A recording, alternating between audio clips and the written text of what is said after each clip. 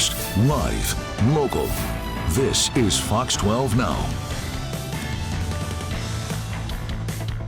Welcome back to Fox 12 Now. I'm Greg Nibbler. As always, thank you for joining us. We are live streaming on our social media channels on Facebook and YouTube and on our website and our apps. And so we get to have a lot of different conversations here. If it's your first time watching, thanks for joining us. Right now, though, we are giving an update on something that we talked about actually over a month ago, I believe, and that is the Westview High School cybersecurity team. When we last spoke to them, they were going to be heading to a national tournament. The first time, I believe, that an Oregon team has ever done something like this. Huge accomplishment, and they were going to be competing against some of the best when it comes to cybersecurity. And joining us right now, we have part of that team. We've got Pei Zhang, head coach. We've got Arnold Yang, and we've got Michael, XU, as he told me to pronounce his name. So we've got all three of you here, and thank you for being here today. We love doing these kinds of recaps to find out what happened. It was so exciting you were going there. And Pei, I think to start off, can you tell us what happened when you went to nationals? Thank you, Greg. My name is Pei. I'm the coach of Westview High School cybersecurity team. And to Craig's point, the team just went to Washington, D.C., attended the national final of cybersecurity competition organized by Air Force and Space Association.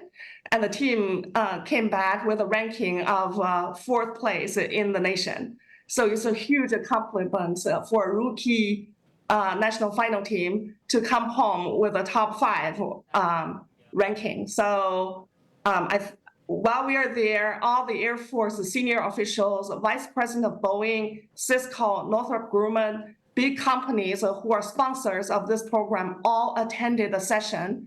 And there are multiple universities such as Gannon University, Aeronautical University. They all sent representatives there offering full ride scholarships to students who have made huge accomplishment, like the team who got a first place in national. All the students on the team will got full ride scholarship from Gannon University, but they also offered scholarships for second place, third place students as well. The Air Force officials said at least 3 to 4 times to all the teams who were there, it is very difficult to advance to national finals. It's so much difficult to be there than be at NCAA finals. It's a quarter chance of the opportunity advancing to NCAA finals. Yeah, I mean, that's amazing. And to give everybody that context too, competing against, the Air and Space Force teams, these are pros, and you're there competing against them, and also having all of those representatives from all those companies. I mean, that's fantastic exposure and just an opportunity and access to talk to everybody like that. So taking a look at the competition here, and I know you sent me a couple of pictures. I just wanted to showcase, because this is one thing I was wondering, is what it looks like. And so what we have right here, I believe, is there you all are with your Westview High team. So everybody's kind of in their separate sections competing. You've got these awards going on. I mean, it seems like it's a really exciting experience. And I guess let's ask each one of you. Arnold, let's start with you. What was it like for you to get there? And I guess when you walked in the door and saw what you're actually going to be competing, saw that space, what was that feeling like? I think at that point, I was so nervous about the competition itself. I didn't really worry about the competition space as much because I had already done some preparation and saw online of the competition space. But I think I was very excited for the competition, and I think it was very awesome to be able to compete in such a big event. Did you feel intimidated at all, or did you feel like all this preparation that it took to get there had you ready to compete? I think I was very ready to compete at that point because I had already prepared a lot. Thank you. Michael, what about you? You're there, you're in this competition, you're seeing these other teams from around the country and competing against, the Air and Space Force people. How did it feel for you once you're in the middle of that and you're really in the middle of the competition? Were you laser focused on it, or were you thinking about everything else that was going on around you?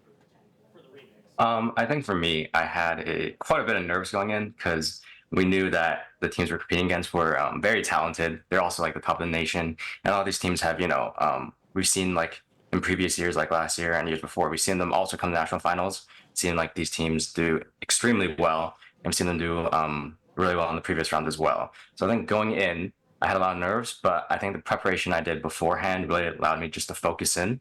And I think during my competition phase, kind of blocked everything out, and I would just focus on doing my own thing. But then after the competition, I think it kind of came back. It was like, how did we do? You know, it was like, how did other teams do? How did we stack up? Did I do everything I wanted to do? Did I perform well? And yeah, I think. Pei, you know, looking at you coaching this team, you know, you've put a lot of time and work in this, and so have all the students. So to have some kind of recognition like this, as far as even just competing, let alone taking fourth, how important do you think that is to the future of the cybersecurity team there at Westview and for the students involved? Great question, Craig. I think it's critical that we made such an accomplishment. This team had worked 3 years towards this goal. Our team slogan is write history, leave a legend, because we think if we made it to national, we'll make Oregon's history, and we have. So a lot of students and parents have already reached out to me, inquiring about how to join the team, how to join the club, you know, what can they study about cybersecurity. And also, it's not only about academic study about cybersecurity knowledge, it's also about teamwork, team spirit, and the team building. There are overall 6 students on the team, and both Arnold and Michael are senior. So they're here today because next year they will be graduating, and new students will come in to take their place. They need to pass along their legendary knowledge and skills to the new students. And during the competition, we had a lot of tough times. You know, when it is tough, they demonstrated great leadership. They uplifted the team, strategized out, and especially Michael during Cisco competition, before Cisco competition, he instructed the team, hey, you need to do this, you need to do that, do this first, do that first. And then Arnold, throughout the whole year, had been like really following up with everyone on the team and said, hey team, did you practice this part today? If you did, show me your progress. So I think a lot of learnings of that will be super helpful to their career, to their life going forward. How to prioritize, how to lead a team with a lot of diversified students and advance and you know, make them accomplish the goal, have a dream, and realize the dream. I mean, it's really incredible. You know, congratulations to this success. And just a couple more questions here. Arnold, let's ask you, you know, talking about that, you know, that competitiveness and leadership, talking to the rest of the team. What advice would you have for somebody new who's going to be joining the team after you go? What would you recommend they do to prepare? Well, a lot of the material, like the study material, is like already out there and free and open on the internet, like everything we learn. So if you really have a passion for this, if you really are interested in learning, then you can just directly just jump right in and go and start learning things. There's a very huge amount of knowledge to learn, like unending. And I think that intimidates a lot of people, but just don't be worried about it and just get started inside and start learning, and you improve a lot. And Michael, do you think that you learned something from this competition that you're going to be able to take to other parts of your life and in your further education? Yeah, of course. I think this competition, it's been 3 years for me, right? And so it's been a pretty big part of just my life outside of like high school and everything else. And I think it's shown me a lot of like team dynamics and how kind of leadership and team communication comes into play. So it's a team competition after all, right? No one person can just do this. No single person can really just carry the team on its back, right? So everyone has to work together. Everyone has to communicate. We have to have good team chemistry. We have to all know what we're doing. We have to be in a good schedule. And I think just working within the team and kind of understanding how we all work, how to work together, and how to use our talents like the best way will definitely carry into like my future career and like university. Well, Pei, just to kind of wrap up here too, because you mentioned, you know, you've had other people contacting you and talking to you about this. Clearly, this success is going to be noticed. by a lot of people. So what would you recommend to maybe even other high schools out there or other organizations to help foster this kind of organization within their communities? Absolutely. I think there are a few things all of us can do. So first, each school can have leadership, a computer science teacher or STEM teacher to formalize a similar cybersecurity club. And they can register on afa.org, US cybersecurity patriot.org for a summer camp. This is what we do. Like every year we organize AFA sponsored summer camp, which is 2 weeks, standard camp and an advanced camp. All the study materials are provided by Air Force and Space Association. We just need a teacher instructor to teach the students who are in the camp. Then during the school season, we can organize competitions. Some of these schools use school time, block out 4 hours school time for the students to all compete and formalize different teams.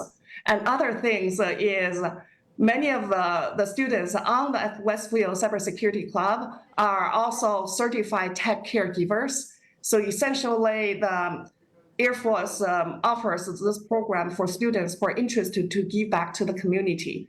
And they have to go through a list of study material or course, and then take a test to be certified. Once they're certified, they can offer community sharing sessions to teach the residents of the local county, local city about cybersecurity for all ages, like elementary students, middle school students, and even seniors to come to learn how to harden their system, set the correct iPhone and the device settings. Yes. Yeah, that's fantastic. So many different ways for people to get involved. Well, I want to say, Pei, Arnold, Michael, thank you very much for joining us today.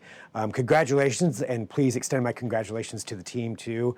Thanks for representing Oregon and doing amazing at this national competition. That's so awesome, and looking forward to seeing what you all do next. Thanks for being here with us on Fox 12 Now today. Thank you so much for So much. You bet. All right, so very, very awesome story right there. And thank you to everybody for joining us here for Fox 12 Now. I appreciate you being a part of this show. Again, we live stream here every weekday, so lots of different things that we cover, lots of segments. I do have to get ready because coming up at 2 o'clock, we're going to be talking about those earthquakes that were off the state of Oregon. There's a bunch of them that happened. So what does that mean? Why did they happen? Where are we going with that? What can this mean for the future? We're going to discuss all of that coming up here at 2 o'clock. So whatever platform you're on, you can join me right back here.